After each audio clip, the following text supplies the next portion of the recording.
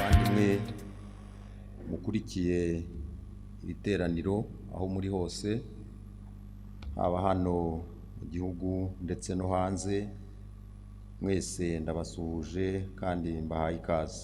Nitwa Rev.Pastor RWIBASIRA, abandi umushumba mu itorero rya Bethesda Holy Church.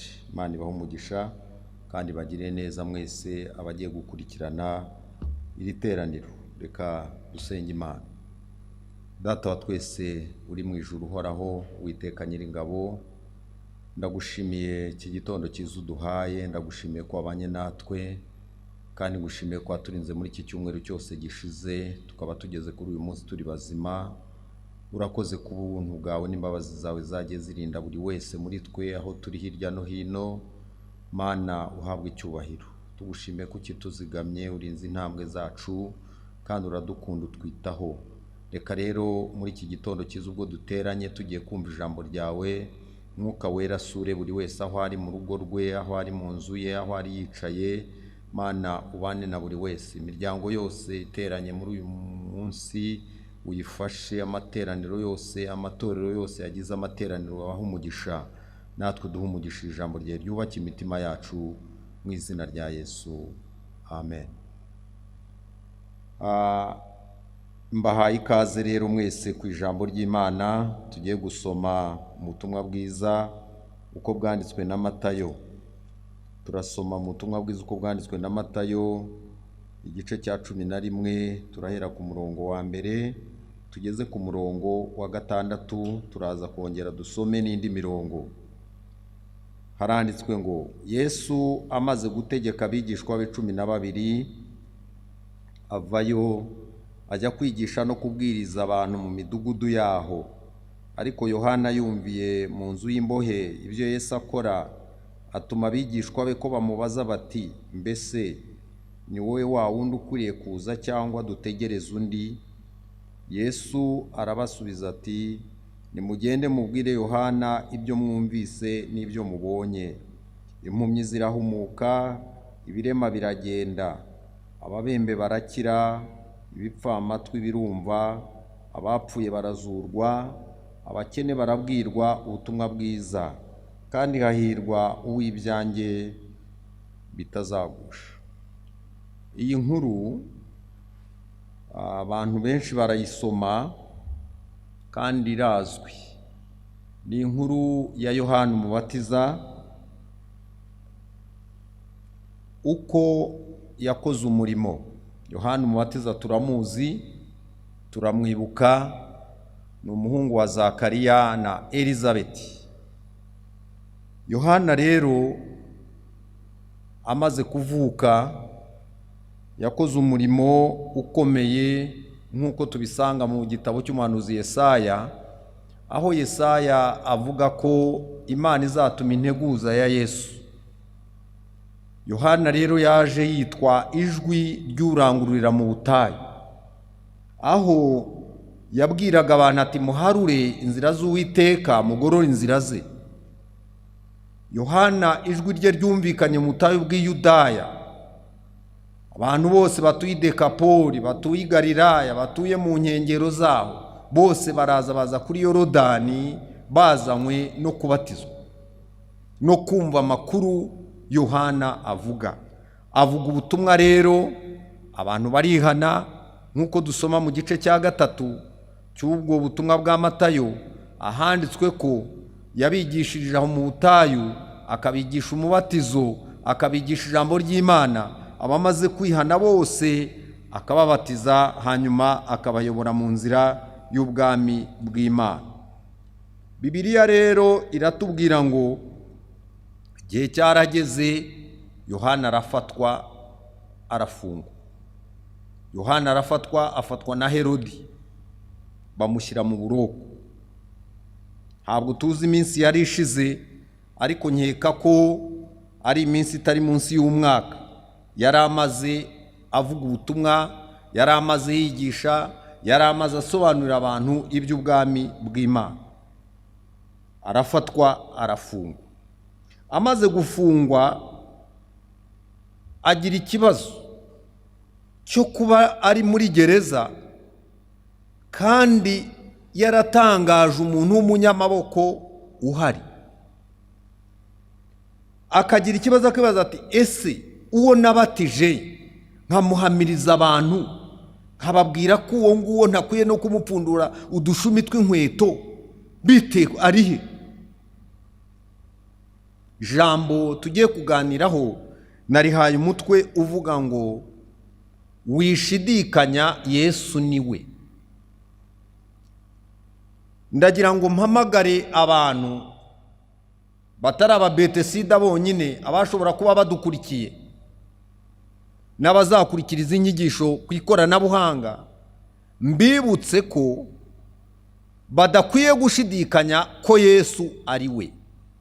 Hari ibibazo biri kwibazwa abantu babo batari ko ibi bintu bimeze biti. Hari n'abavuze batari ko iby'Imana yari yavuze bizamuri uyu mwaka biti ko atari byo bibaye. Ndabibutsa ko kuvuga ko Imana ari indi mvugo ikomeye, kandi iyi Imana ivugira nko ku misozi myinshi itareshya. Hari igihe rero ibivuga ikavuga ku musozi tukareba ibintu biri ku musozi, ariko hirya yawo hari ibindi, no hirya yawo hari ibindi. Ntabwo bibuza rero ko Yesu aba ari we akiri wa wundi. Wishidikanya rero Yesu niwe, niryo jambo tugiye kuganira. Yohana rero amaze gufatwa yohereza ibaruwa, yohereza intumwa ziragenda.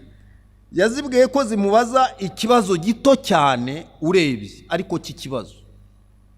Ubutumwa bwa Yohana ni ubutumwa bugufi ndetse cyane ariko ubwo butumwa burimo ikibazo bivuga ngo mumumbarize ngo mbese ni wowe wa wundi cyangwa dutegereze undi.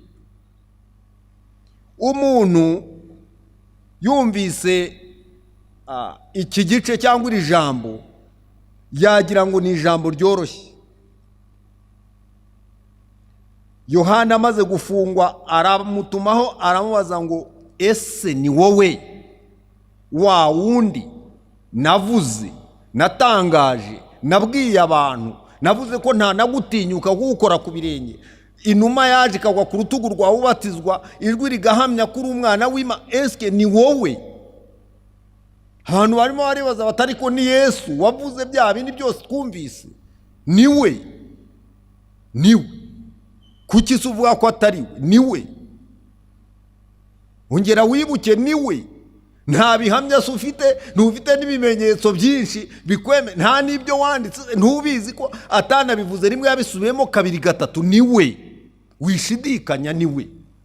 Imana ishimwe. Niwe. Akenshi iyo tugeze mu bintu by'ingorane by'ingorabahizi, niho ibibazo bituvukana tugahindura imvugo n'ingiro. Ariko nagira ngo nkubwire muri iki gitondo, wishidikanya ngo usubiriremo niwe. Ndakomeza gusubiramo iri jambo kandi ndasaba Imana ngo uryumve neza. Niwe. Ibyo yavugiye hahandi niwe. Ibyo yanyujije muri bwa butumwa niwe. Ibyo yanyujije muri wa muhanuzi niwe. Ibyo yanyujije muri aho wari wasengeraga niwe. Niwe wishidikanya, ntabwo ari undi. Nasomye aya makuru ndatangara cyane. Ukurikije uko ikibazo cyakugezeho, ukurikije imirimo wakoreye Imana, ukurikije uko wahamije Yesu, watekereza ko Yesu atari gutinda mu gihe kingana gitya. Nawe tekereza nyine igihe usabiye, igihe uvugiye, ndetse n'igihe wakekaga ko ibintu bishoboka, n'igihe wakekaga ko ibintu byaba, ntabwo byabaye. Murabizi korona itangira rwose twakubise amavi turavuga ati Imana icyumweru gishire, yewe hari nabwo twateka iki gishire birangiye, ikindi cyaza tukavuga ati noneho Mana hashyiraho finale, ariko ntibifinalize, ntibyemere. Ariko ibyo ntibivuga ko atari we. Niwe. Ndongere nkubwire niwe wavuze. Watekereza ko Yesu atari gutinda. ukibaza utese yaranyumvise yaranyihoreye ese koko niwe twavuganye kanongere nkubwire ko ari we niwe mwavuganye ufite ibihamya kandi ibihamya byinshi nanjye ndabifite niwe wavuze. Yohana rero yatangajwe no kubona hashira igihe Yesu ataramugezeho, hanyuma nyine hamutumaho intumwa ririya jambo. Twamubonye ngo ese ni wowe? Umva ku murongo wa 2 n'uwa 3. Ariko Yohana yumviye mu nzu y'imbohe ibyo Yesu akora, atuma abigishwa be ko bamubaza bati, mbese ni wowe ukwiriye kuza cyangwa dutegereze undi? Ubu butumwa nubwo atari burebure, nyamara burakomeye, buragaragaza umutima urimo amaganya. Umutima wa Yohana, umutima wakomeretse. Yesu yashoje avangwa hirwa ibyo bitazagwa. Muri iyi minsi ntabwo tubizi, ntituzi amakuru. Ariko iyo impumeko z'abantu bamwe bagenda baganira n'abashumba bamwe baravuga ati nitunafungura tuzabona abantu bake. Bazaba barazize iki? Ndagira ngo nawe ufatanye nanjye gutekereza, bazaba barazize iki? Igisubizo ni iki? Bamwe bamaze kumva ko atari Yesu wavuze, ko ahasigaye ari ukwirwariza, hasigaye ni ukwirwanaho, hasigaye ni ukureba uko umuntu yakwikura hasi. Bintu byarakomeye. Yohana nubwo ubutumwa ari bugufi, ariko buragaragaza umutima ukomeretse. Reka nongere mvuge nubwo tutari kurebana, ariko ndimo ndakureba nkabona ufite umutima ukomeretse. Ufite umutima ukomeretse. Ufite umutima ufite amaganya, ufite umutima uri mu nzu y'imbohe, umeze nka Yohana uri mu nzu y'imbohe. Kandi wategereje ijwi. Naratangaye n'abasenga muri iyi minsi, Yesu asa naho atakivuga ngo yerure. Uzabaze n'abandi basenga n'abandi bose, kandi nawe kumva imvugo ya Yesu muri iyi minsi sinzi uko bimeze. Ameze nk'umuntu watwihoreye, niyavuze avuga mu yindi mvugo, ariko niwe aracyari wawe. Umuntu yaratwigishije aratubwira ngo niwakomanga ku nzu y'Imana, ngo hari ubwo ukomanga yakubona uturutse ku irembo igahita ikinga, ngo wabona wakomeza gusatira umuryango igashyiraho amarido, ngo wakomeza kwegera umuryango ikazimya n'amatara, ikicecekera inzu ikaba umwijima. Ariko aratubwira ati nubwo bibameze bityo, irimo, irahari. Komeza ugume ku irembo, komeza ugume ku muryango, amaherezo izasanga ugihari. Yesu niwe. Muri iki gisengesho rya benshi, ubutumwa barimo guha Yesu ni amasengesho yo kumuhata ibibazo. Bene data, ubu ngubu ugiye mu byumba, ubu ngubu ugiye ahantu abantu biherereye no mu nzu zabo, isengesho ntabwo rikirishimwa Mana, ndagushimira ibyo wadukoreye, ndagushimira umugambi wawe mwiza kuri twe, ndagushimira ibitangazo uduhaye, ndagushimira ahubwo ni isengesho ririmo ibibazo. Twakora komparezo kuri kiriya kibazo cya Yohana ngo ariko niwe, se ni wowe. Benshi barimo barasenga bavuga bati ariko bite ibi bintu urabireba, korona urayireba, ibihombo yateye urabireba, akazi kabuze urabireba. Isengesho ni ibibazo, ariko ntabwo dukwiye guha Yesu ibibazo. Mureke tureke guha Yesu ibibazo. Se turamuhata ibibazo kubera iki? Ibyo yavuze se, ibyo yakoze byo hari ibibazo twari twamuhase. Ese ajya kuduha amasezerano hari ibibazo twari twamuhase. Ko yabivuze kuko yadukunze, yatunezerewe, turi imbere twamukoreye. Gabanya ibibazo, gabanya isengesho ry'ibibazo. Niwe Yesu, niwe. Ntabwo ahindurwa n'ibihe. Korona ntimuhindura, ntinamugeraho, aho ari ntihagera. Iri hano iratuzengereza twebwe, ntabwo yamushobora. Niwe. Abantu benshi rero barimo barasenga ayo masengesho y'ibibazo. Urareba, dore nibi, urareba, ese koko ibyo wavuze bite? Ntabwo ari byo. Yohana arabaza ngo ese koko ni wowe cyangwa dutegereze? Reka tugaruke gato. umunsi Yesu aza mu gitondo aje kuri Yorodani, ni mwibuke Yohana ngo yamubonye aturutse nko ku irembo, abwira abantu bose, aravuga ati attention, mwitegereze murebe, dore nguriya intama w'Imana, mwana w'intama w'Imana ukuraho ibyaha by'abari mu isi. Ndetse atanga n'umuhamya, aravuga ati ariko jye sinari namuzi, ahubwo yantumye kubatirisha abantu amazi, niyo yambwiye ngo uwo nzabona umwuka mujeho nk'inuma. None rero nguri iryo jwi rya Yohana, ubwo buhamya imbere, ntimurebe namwe arabwibagiwe. Abantu benshi barabyibagiwe. Reka mbwira ababeteside, ibyo twabwiriwe ku Muhima, ibyo twabwiriwe hano, ntabwo muzi ukuntu ari byinshi, ibyasohoye se byose byinshi. None se kuki Yesu none hahindutse ntabe bite? Ndabwirana abankurikiye bose banyumva n'abandi bazumva izingiro, ndababaza, eske Yesu ahinduwe na korona kuba atari we? Eske ahinduwe no kuba ibiciro byazamuka nubwo bitazamutse? Eske ahinduwe no kuba inzara ibayeho? Ahinduwe no kuba sakazi katabonetse? Nicyo gituma atari we? Niwe Yesu, niwe. Wishidikanya. Nongere ngusabe ureke gushidikanya.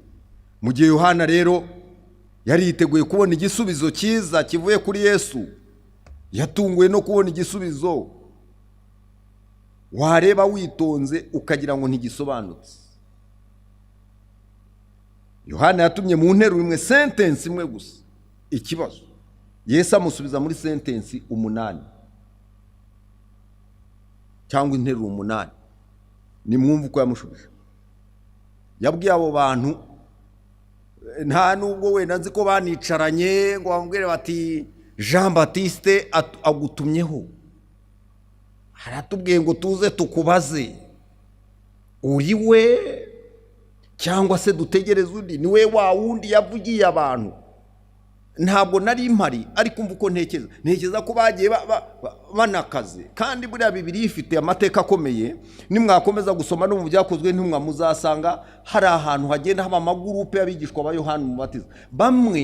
Abanditsi bamwe bavuga ko guhera uwo munsi Yesu ataje gufunguza Yohana ngo amukure muri gereza, abigishwa bagiye bavuga bati ibya Yesu nta wabimenya, twe turi aba Yohana. Niyo mpamvu Paulo yageze aho yandikira abakuru navuga ati ariko mwe kuki muvuga ngo muri aba Apolo, abandi ngo muri aba Yohana? Ntangazwe n'ukuntu abantu bakomeje kuvuga ngo bo nabigishwa ba Yohana, bo nabigishwa ba Yohana. Bishobora kuba byaraturutse ahangaha, babonye Yesu adafunguje Yohana, baravuga bati turi aba Yohana. No mu Efeso hari aba Yohana, ba bandi bo Paulo na Apolo bigishije, n'ahandi uzagenda ubabona biremyemo ako kantu.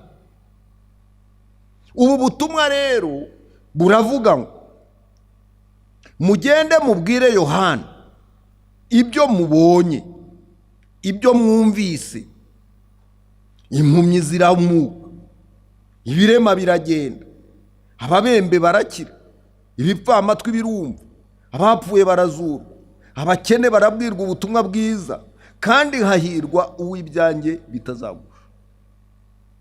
Abankurikiye mureke mbasabe duse n'abaceceka gato dutekereze. Ubu butumwa buhuriye he n'ikibazo? Mugende mubwire Yohana ibyo mwumvise, basanze se ari ibiki biri kuvuga? Si Yesu se wari imbere y'iteraniro ahabwira ati ubwami bw'Imana, ahabwira ati nimwihane, ahabwira ati dore rero reba ibintu bimeze gutya, umubi by'imbuto. Ibyo ngibyo n'iby'intumwa za Yohana zasanze biri kuri tere.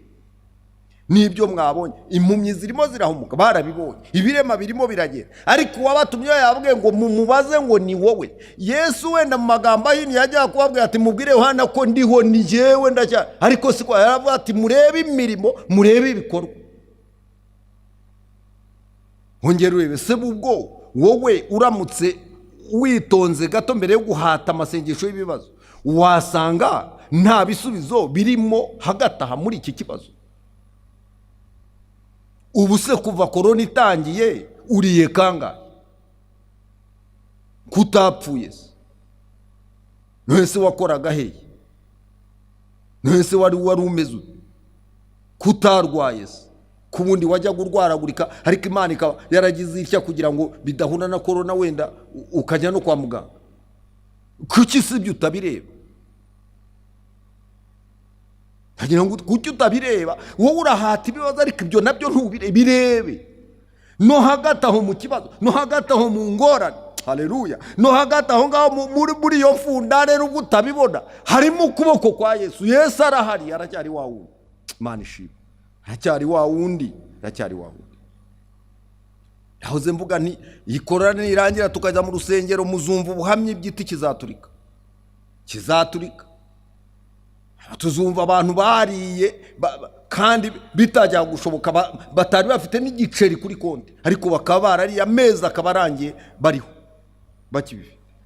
N'ubu kandi bakaba bazakomeza no kurya batarwaye yewe n'inzu babonye uko bazishyura. Murebe igitangaza. Nabo manyirazo bageza bakavuga ati mwiberemo turabona ibibazo. None se kuki uvuga ko Yesu adahari? Yesu rero mu kwandikira Yohana we nako mu gutumaho Yohana yarazi ibyo avuze. Aravuga ati mugende mubwire Yohana ibyo mubonye, mumubwire ko imirimo igikorwa. Imana ishimwe. Reka mbwira abakristo ko imirimo igikorwa. Nubwo tudateranira irakorwa iwawe urabizi, irakorwa iwanjye ndabizi, irakorwa bitangaza birakorwa. N'ubu Yesu aracyadukiza, aracyadukingiye. Haleluya. Aracyadukingiye, aracyatubeshejeho, aracyari kumwe natwe. Niwe ni wa wundi. Mubwire ibyo mubonye n'ibyo mwumvise. Impumyi zirahumuka, birema biragenda, bakene barabwirwa ubutumwa bwiza.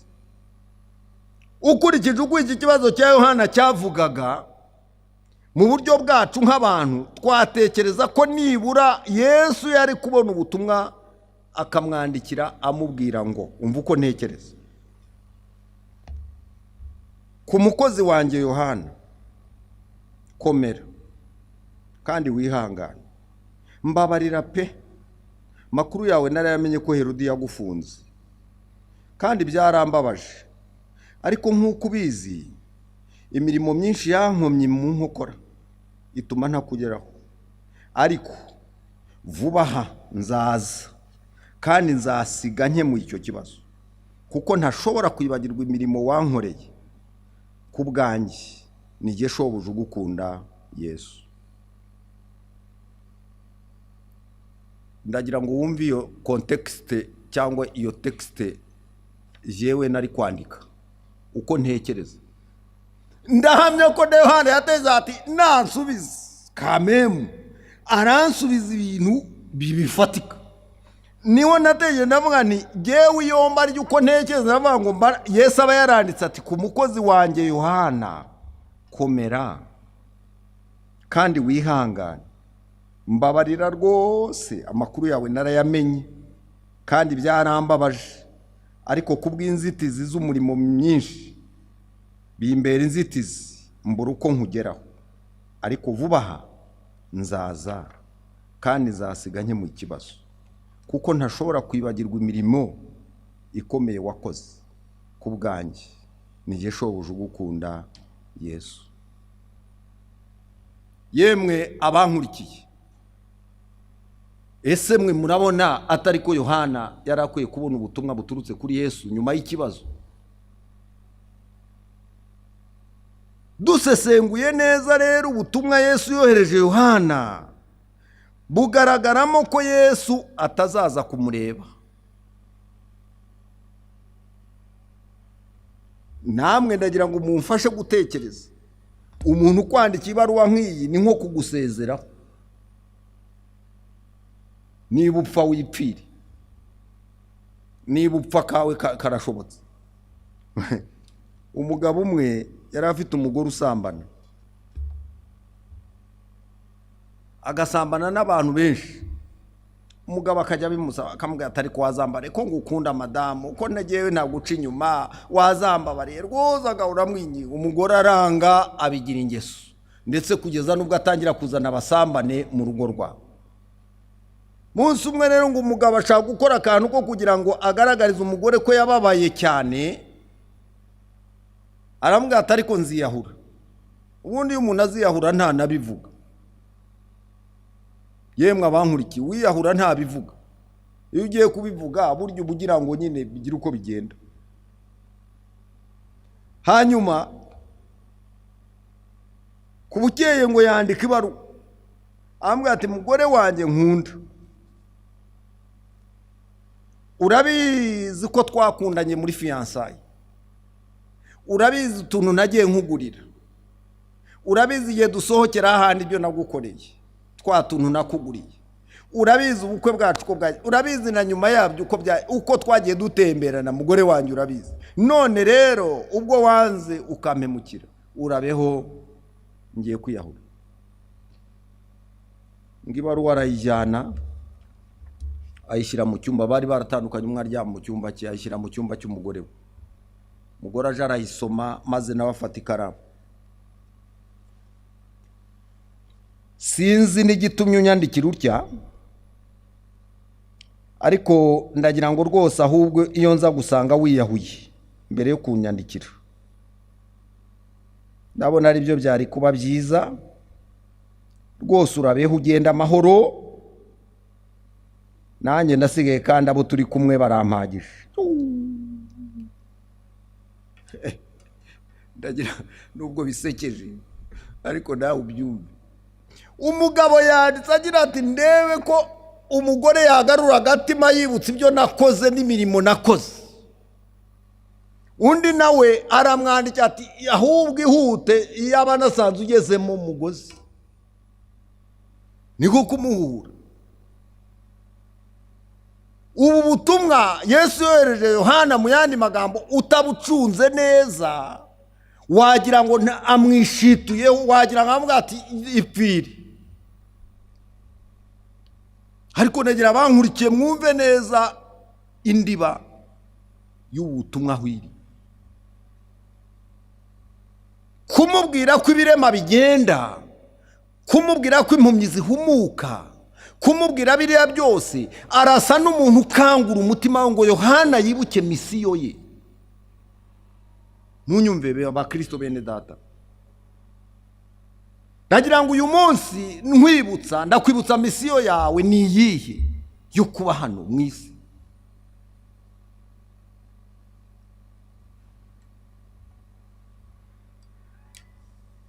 Kugira ngo tuze gusobanukirwa neza ubutumwa bwa Yesu kuri Yohana, reka tubanze twibuke ibi bikurikira.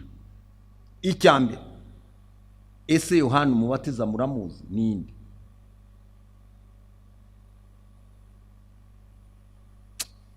Abankurikiye mwese ndasaba Imana yo mu ijuru ngo imfashe nyumva aya magambo.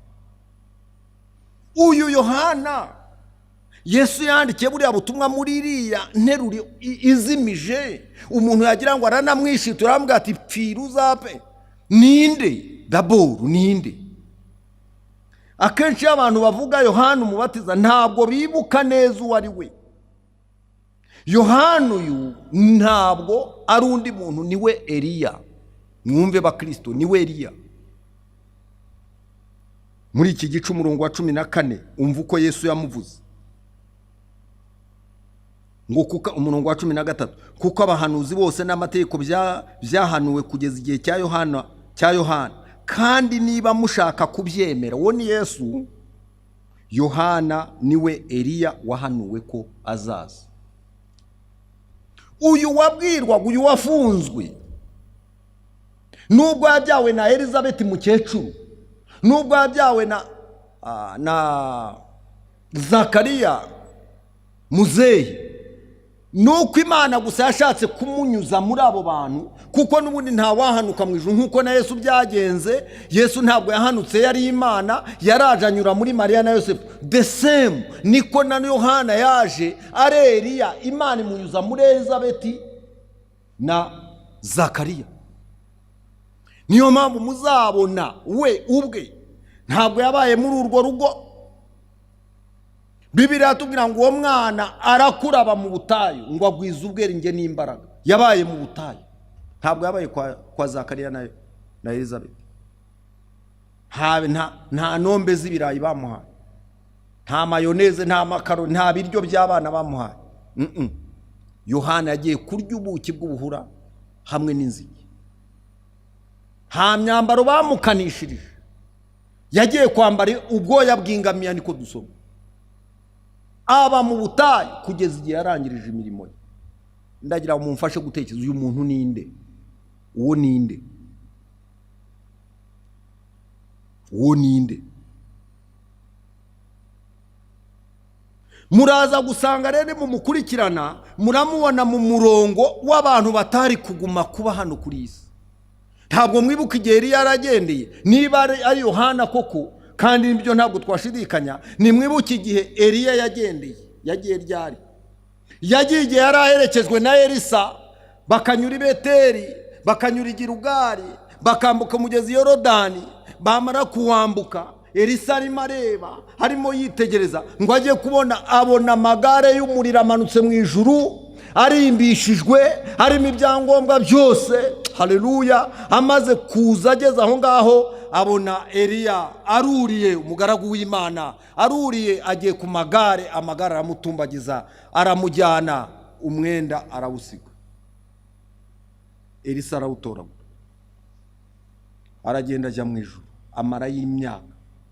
Niwe Imana yongeye gutuma, araza anyura muri Elizabeth na Zakariya, aravuka, avuka ataruka. Kugira ngo rero wumve ubutumwa Yesu yatumye, ubwumvira aho hantu, urumva ari inde? Urumva ari inde? Ukurikije rero uko inkuru yari imeze, niho uzabona ko ubutumwa Yesu yamutumyeho bwari ubwo gukangura umutima we. Ukurikije uko ibibazo byakugezeho, ukurikije uko imirimo wakoreye Imana, ukurikije ibintu byose uko byagenze, wakwibaza ngo ese koko jewe ndi iki? Niba twibuka Eliya uko yagiye mu ijuru, turibaza ngo ese umuntu utuye mu ijuru yagomba kwifuza kuguma mu isi? Niba yaraje nka message, nk'intumwa, akaza aje guteguriza Yesu, buriya bakristo reka nongere mbabwire niba mutari mubizi, Yohana niwe waje gukoresha remise reprise y'isezerano rya kera n'isezerano rishya. Afata rero ibintu by'abahanuzi bose bahoze bakora, by'ubuhanuzi, byo kuba abacamanza, byose araza, amaze kubatiza Yesu arabimushyikiriza. Yesu ahinduka urufunguzo n'umugenga w'isezerano rishya. Yohana rero iyo mirimo ye already yari yayirangije. Ntabwo nzi ko munyumva neza, ariko umwuka w'Imana abafashe mwumve aya magambo neza. Yohana mu yandi magambo ntabwo yari yaje kuguma hano ngo yubake agira amazu. Ntabwo yari yaje kuguma hano ngo agira ibikingi. Oya, imirimo ye yari yayirangije, yari yamaze gutangaza.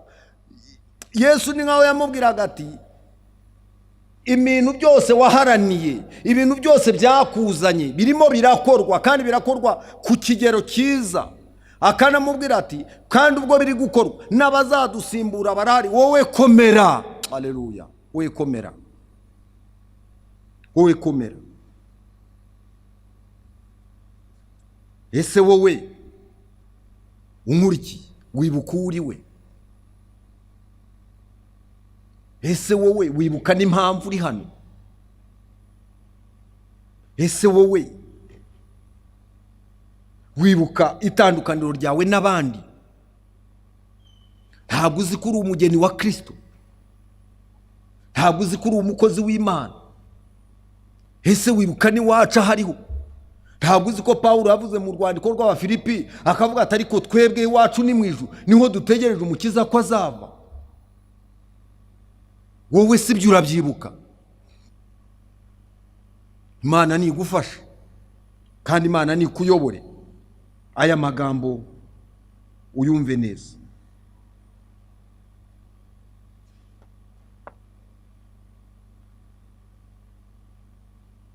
Birumvikana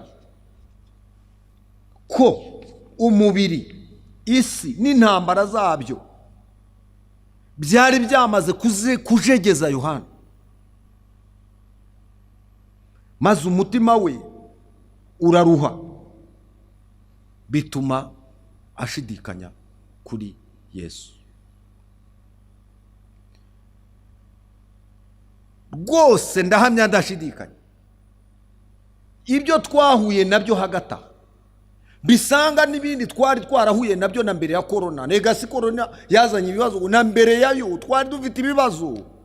Ntambara twazibayemo imyaka irashize, ibibazo twabibayemo imyaka irashize, ubukene bw'amafaranga twarabugize imyaka irashize. Ntabwo ari corona ibizanye gusa, nayo yaraje irongera isongamo.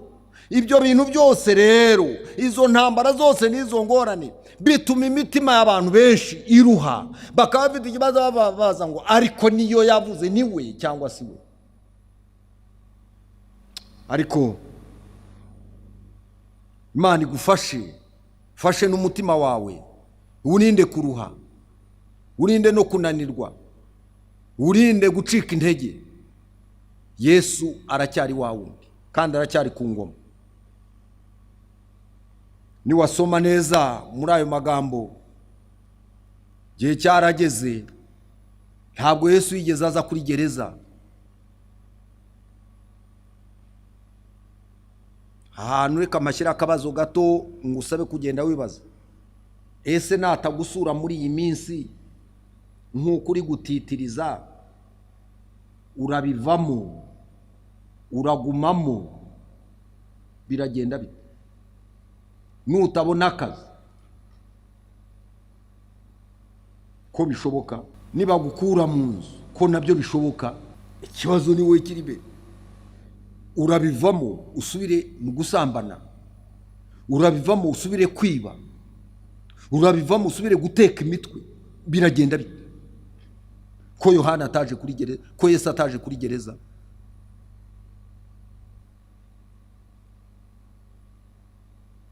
Ubu ni ubutumwa bwiza.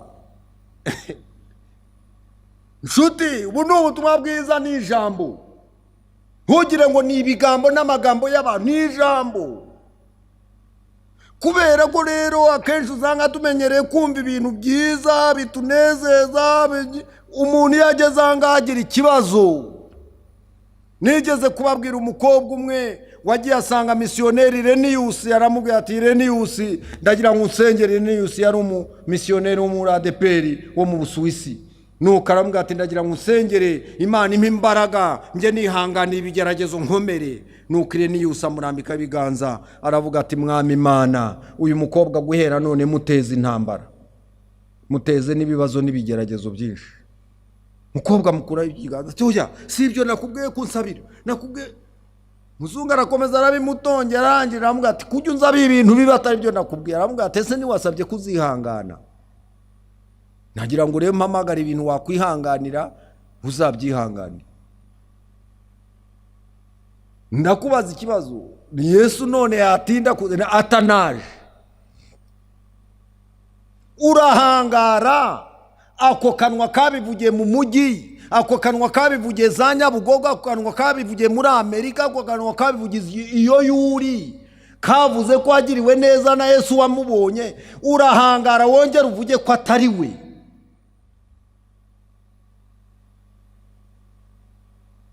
Urahangara wongera uvuge ko, wongera ubaze ngo niwe cyangwa ntabwo ubizi?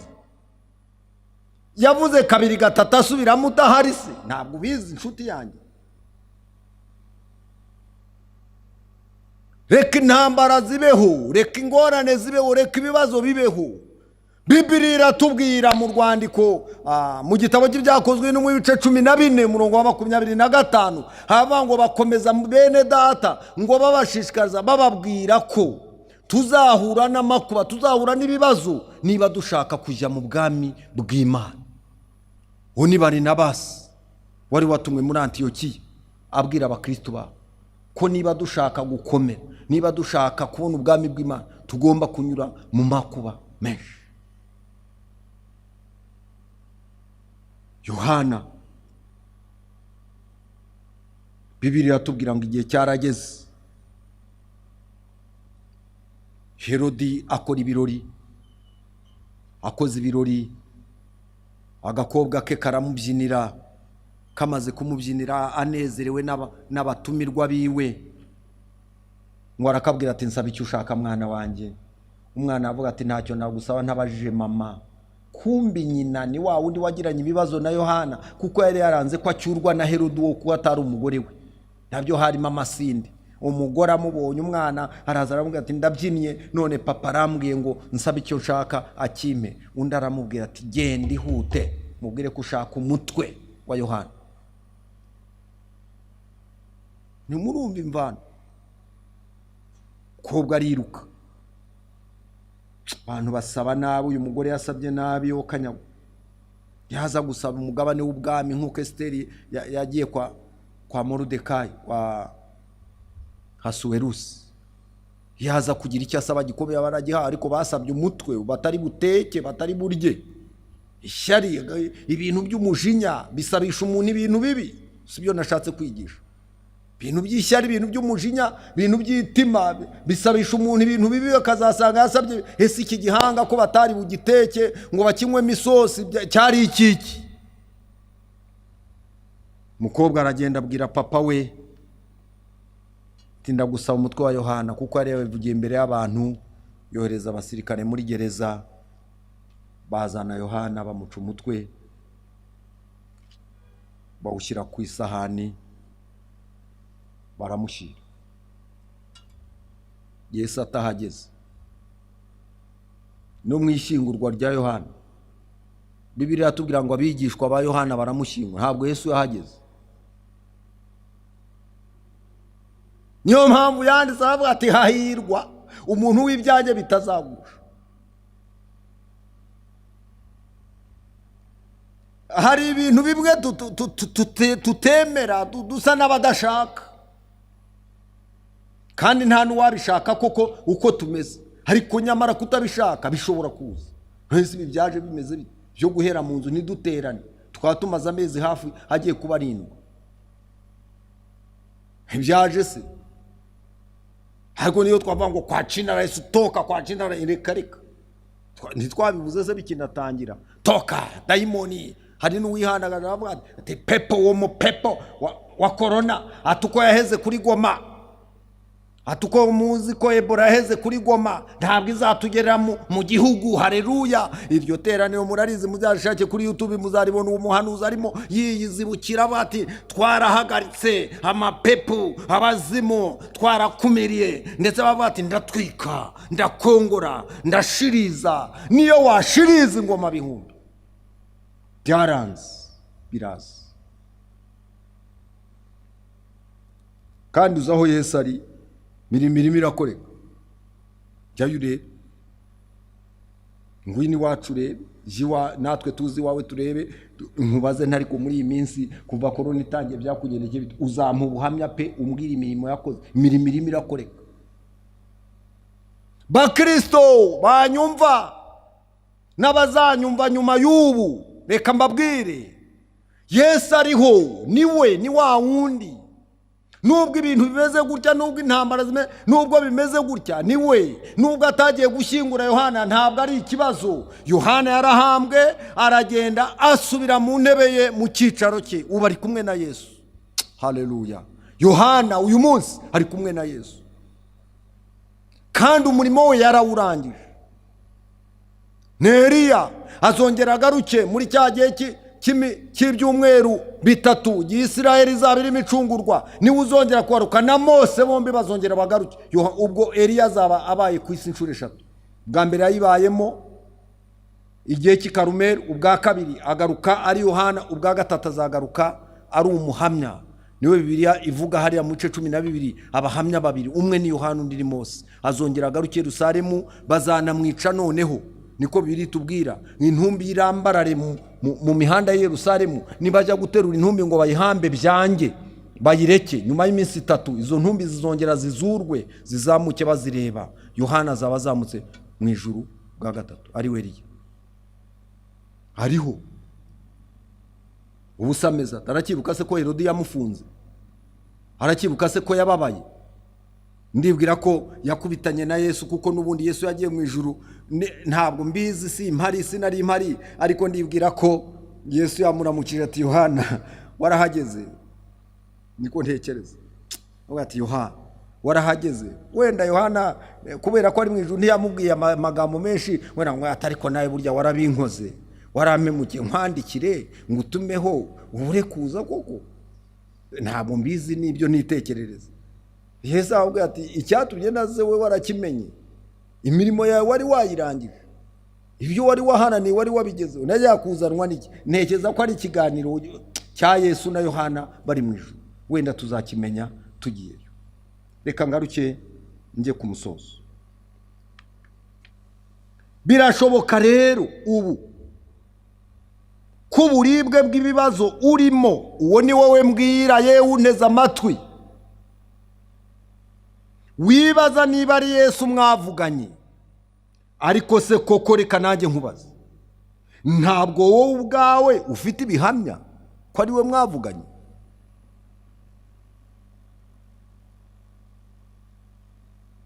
Reka ngende buhoro nkubaza, ngusubirire. Wowe ubwawe nta bihamya ufite? Harya muri iyi korona ho nta n'ibyo uri kubona se? Wenda ngube wabishingiraho. Ese kubona urya, kubona uriho, nigeze kubiba, kubona utarwaye, harya ho ni iki? Kuba wowe itarana kugeraho ni iki? Kuba twe tukiriho ni iki? Harya ubwo ntahari niwe wishidikanya. Icyo usabwa rero, ibuka intego yawe nyamukuru. Wibuke ko mu isi atariho iwacu. Wibuke ko iwanyu ari hahandi. Wibuke ko misiyo yawe yitumye uri hano mu isi ari ugukorera Imana. Kandi wibuke ko wibaze niba urimo uyikorera. Ndashoje, ndagusubiriramo. Shobora kuba ubabaye umeze nka Yohana mu nzu y'imbohe, ndetse n'amasengesho yawe ari ibibazo uri kubaza ngo ariko gabanya. Ndakugira inama, ahubwo ibuka uwo mwavuganye niwe, wakubaye hafi niwe, wakurinze niwe, aracyari wa wundi kandi ntahinduka. Imana ishimwe. Kandi rero wibuke ko uko bizagenda kose, nubwo iyi korona yarangira hazaza n'ibindi, isi itangiye kujya muri bya bihe byayo by'ibise. Mwibuke ubuhanuzi. Ibyo bise byose rero nibinatugeraho nta kibazo, ariko icyo tuzi iwacu ni mu ijuru, niho dutegereje umukiza ko azava. Imana ishimwe cyane. Imana rero igufashe, wongere wibuke ko Yesu ari we, ni wa wundi, ntushidikanye. Kandi ibyo yagambiriye kugukorera azabikora, naho yagambiriye kugeza no mu bwami bw'Imana uzagerayo mu izina rya Yesu. Ndagira ngo usengere Imana. Ndabizi ko unakabaye nguhamagara ngo uhaguruke. Ndabizi rwose, ndabizi, ntabwo nshidikanya ko ijambo ry'Imana riza rifite icyo Imana ritumye.